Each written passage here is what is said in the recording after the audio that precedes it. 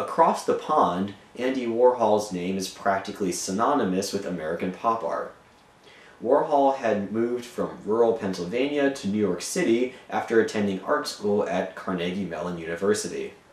In New York, he found quick success working as a freelance illustrator in the design industry.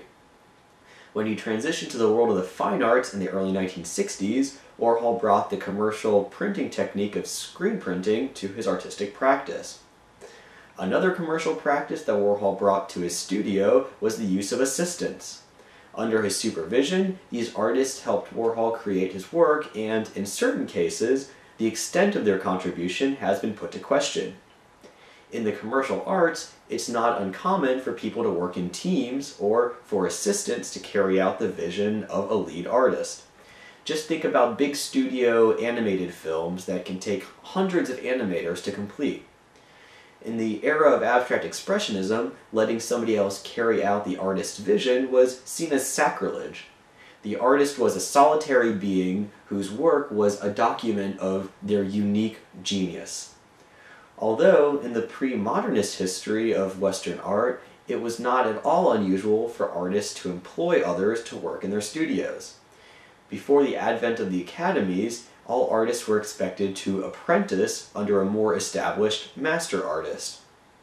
This generally consisted of helping the master artist create his own work. As a young man, Leonardo da Vinci apprenticed in the studio of the early Renaissance master Verrocchio. In this painting by Verrocchio of the Baptism of Christ, historians have been able to attribute the angel on the left exclusively to the hand of Leonardo. Along with these commercial practices, Warhol also brought his genuine love for celebrities and consumer culture.